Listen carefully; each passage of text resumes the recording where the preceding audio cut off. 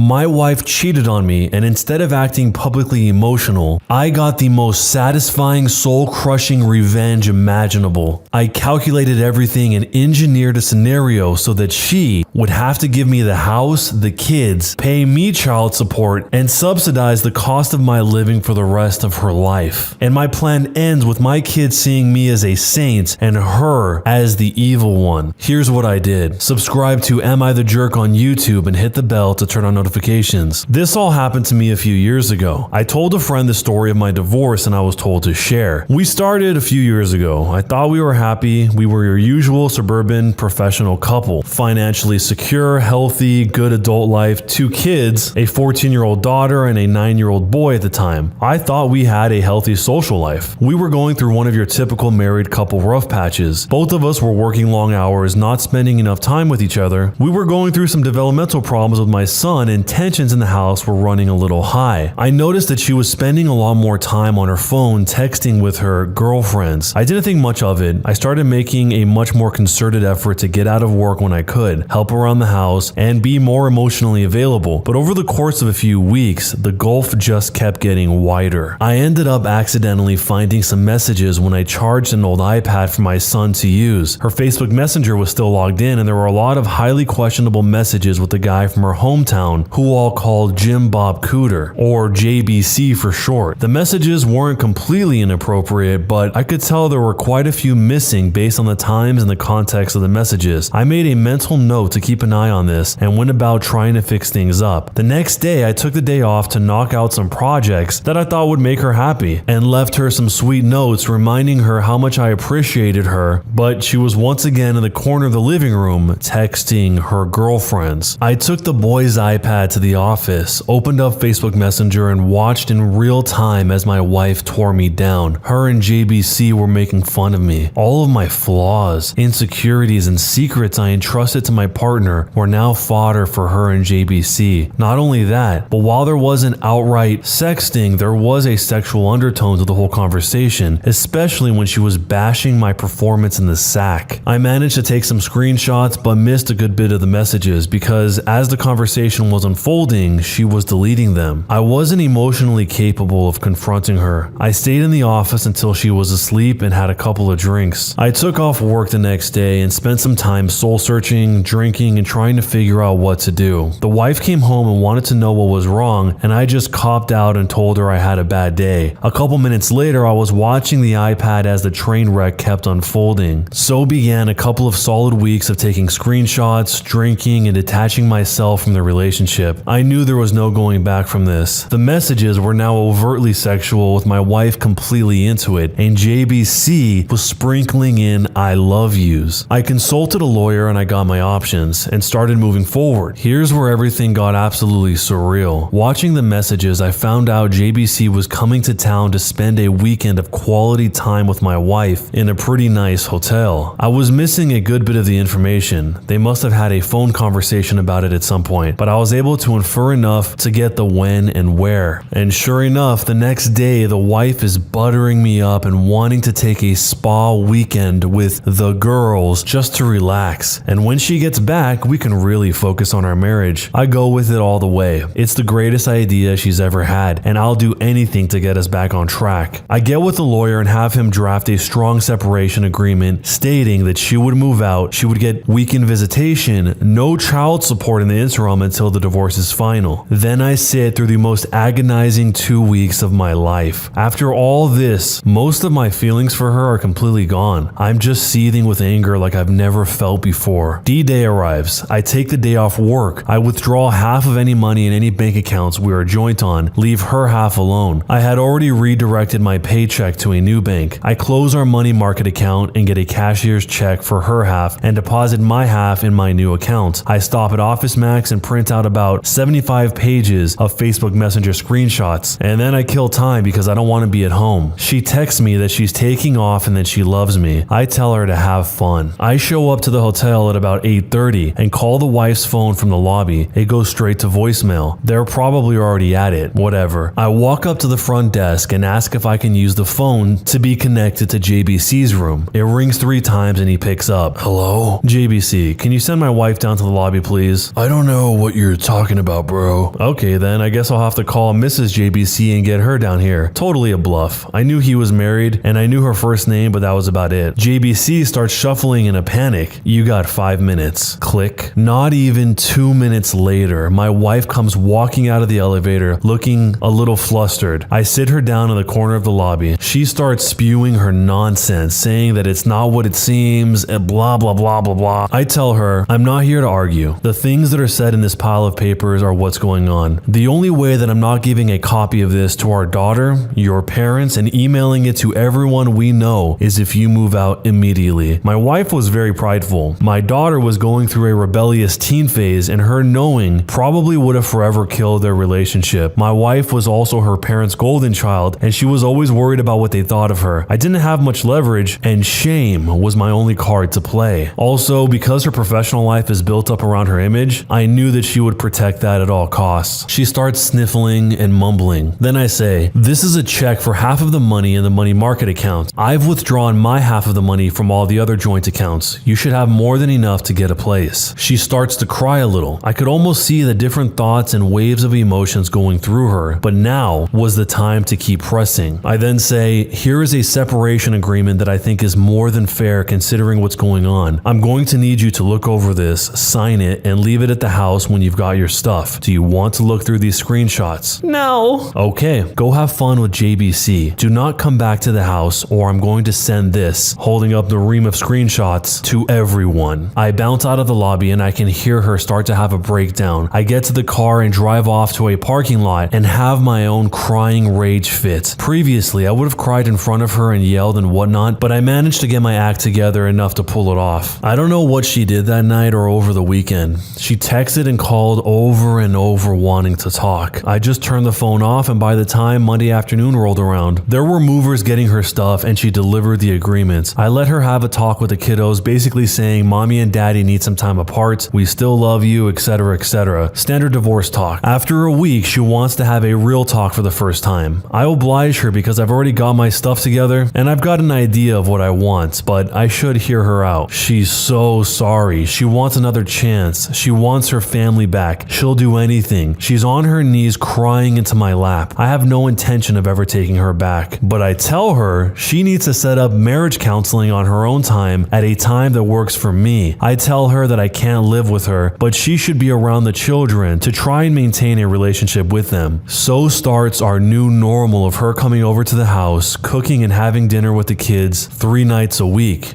She always saved me a plate. I made myself scarce, her cleaning the house and doing the kids' laundry, and then heading back to her place. We went to counseling. It consisted of her working through her issues with a therapist, trying to figure out why she did it, her begging for forgiveness, and me stoically playing the victim. I was never going to give her another chance. All I wanted to do was kill time, establish myself as the primary caregiver to the kids, and establish her as not having residency in the house. After a few months, I go to my own therapist and I get diagnosed with depression and PTSD. I ask my work if it's possible to go part-time for the foreseeable future to deal with personal issues, and it's no big deal. After 6 months of therapy, I told her that I couldn't forgive her right now and that I wanted an amicable divorce, but she is still the love of my life and maybe someday we could give it another try. She was devastated, but agreed to the divorce if I promised to try again someday. Once the divorce was filed, I needed the kids to want to stay with me. I left a Google search for how to survive your wife's infidelity up on the shared PC at home, and I left some printed out infidelity articles not so hidden in the kitchen. My daughter found them and came to me crying. I told her she wasn't supposed to find those, that mom made a mistake, that mom still loves her, and that I would always be there for her. My daughter, who used to hold my wife in such high regard, now wouldn't talk to her without screaming, and it crushed her. Not surprisingly, when the court needed statements from the kids a few months later, little brother followed big sister's lead and they both wanted to stay with dad in the house that they grew up in. When the divorce was finalized, I got the house. I had to buy out some of her equity, but that's okay. I got primary custody of the kids. I got awarded generous child support due to the difference in our incomes due to me working part-time. And now for the last 2 years, I've gotten to live in the house with my kids, work part-time, and get the now ex to subsidize it for me. And when she she takes the kids over the weekends, I get to have my fun with Tinderellas and some friends with benefits that I've cultivated. In the eyes of my kids, I'm the patron saint of fatherhood for taking the high road and always being there. In the eyes of my ex, I'm the one that got away that she will always pine for. And I get the bonus of having her come over for friskiness whenever I want it by dangling that carrot of maybe getting back together in front of her. But that is never going to happen. So was I the jerk for how I handled getting cheated on by my wife? The original poster here basically pulled out the Uno reverse card. I don't think you can really ever recover from being betrayed in that way and being hurt that badly, but somehow he was able to look beyond that and try to salvage anything that remained. One thing I will say is the original poster is obviously the victim here. He was hurt, he was betrayed beyond belief, and basically she was trying to make him out to be the fool. But the one thing that doesn't really sit right with me, even though she is the one who damaged the relationship, is the way that the OP handled the situation with the kids. Yes, she did break her promise to you, but that doesn't mean that all bets are off. It sounded to me like there was an understanding that she agreed to his terms, he doesn't blast her to the kids about what happened. But instead of having that next conversation, he strategically laid everything out for them to find it, so that way he could absolve himself of saying, well, I didn't tell them. But it's kind of like this version's equivalent of lying by omission. I think the kids should have a right to know, but the whole point of it was to talk about it together. At least that's what I would assume the wife would have wanted. That's the whole reason why she signed that paper. Not to never tell the kids. If that was the case, it wasn't clear. It just felt a little manipulative to the kids. But I know not everyone's going to agree with that. I know a lot of you guys probably think that he was totally in the right to do so. But anyway, besides that, this was wild. You rarely ever hear of a story working out like this. Usually it's somebody that cheats in a marriage and somehow miraculously ends up with all the prosperity to follow afterwards. The person they cheated on has to fund their lifestyle for whoever they're continuing to be with after the marriage is even over, through alimony or through divorce payouts, you name it. I think most people probably wouldn't have even understood to do this in the first place, so it makes me wonder if the lawyer is the one who told him how to do all this. Like I said a second ago, I don't think this guy will ever fully recover from this. He was going above and beyond trying to save this marriage by leaving work early when it was probably pretty difficult to do so, only to have her talking to some other guy behind his back in secrecy. And then not only that, but to physically act on it. She went to the hotel. She was in the room. It wasn't some theoretical cheating. She was actually there. But let me know how you guys see this situation. Do you think that what he did here was going too far, or do you think everything was totally justified? Let me know your thoughts down below, and jerk or not a jerk, and why. An HOA scams its residents for over 10 years before one person who moves in finally fights back. Here's what happened.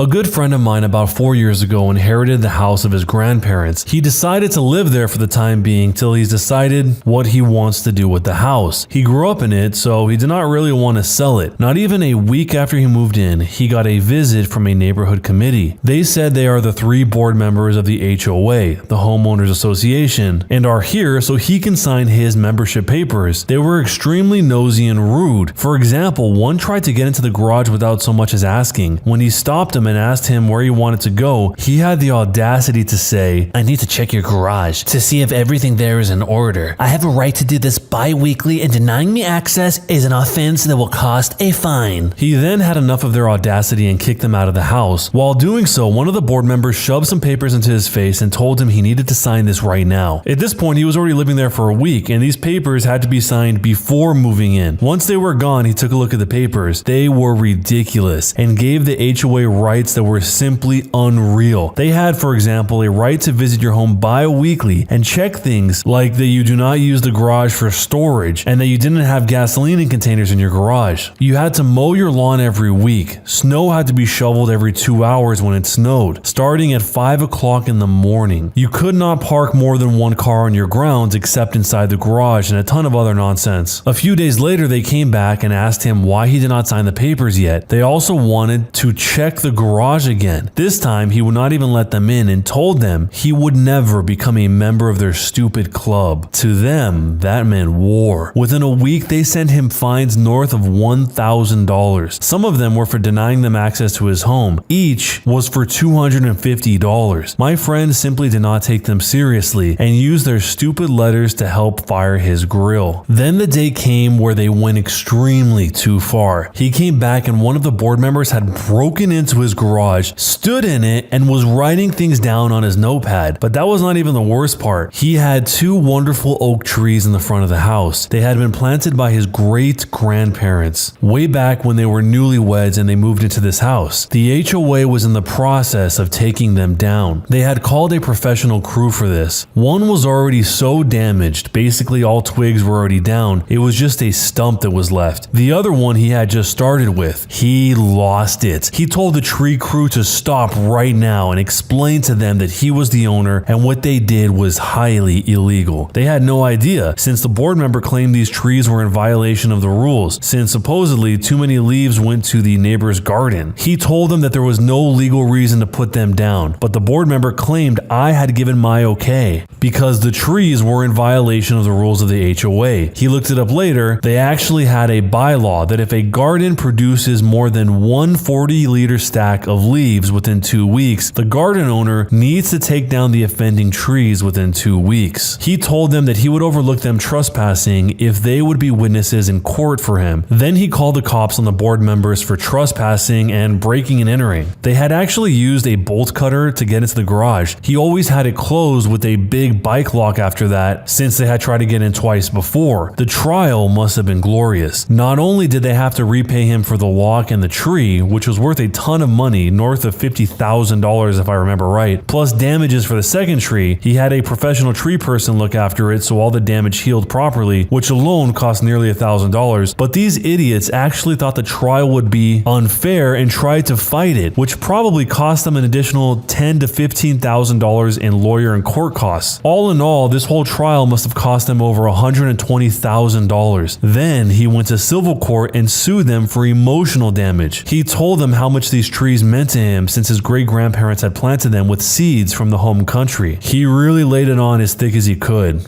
Plus, he felt threatened by the HOA and can hardly sleep because he always fears that they're trying to get into his house. The court actually bought it and gave him $500,000 plus the cost for a state-of-the-art alarm system so that he can feel safe again in his own home. So put all together, he cost the HOA nearly $750,000. They had to file for bankruptcy and get a person to check the books so my friend would get his money. And the best part is saved for last here. The mediator found out that these 3 guys had been defrauding the HOA for well over 10 years and were giving out as many fines as they possibly could so that they could use it to bolster their income. All 3 had to sell their houses so they could pay out my friend. Now, he is for most people one of their favorite people living there, and he constantly gets invited over for grilling and whatnot. You see, most people never wanted the HOA in the first place, but the board members practically forced them to sign the contracts, claiming that it would not be optional, and if they did not sign before moving in, it would be a $500 fine. Only 6 of the over 50 members actually wanted this HOA, and people think this is because they got a part of the action as a reward for spying out their neighbors to find violations. So was this going too far or was it justified? Was he the jerk? This was pretty crazy, and in most of these HOA scams, the HOA rarely ever ends up getting caught, and even if they do, they generally don't get this type of extreme punishment where they're sued and fined from every direction. And the fact that they uncovered they've been doing this fraud for over 10 years is kind of crazy. It sounds like a situation where they made some extra money, didn't get caught, decided to do a little bit more, didn't get caught, decided to do a little bit more, again and again and again for 10 years, to the point where their greed just got out of control, and now that's their new normal. If you've ever been in a situation like this, feel free to submit your stories via the link in the description, but if not, how would you handle this? Let me know down below.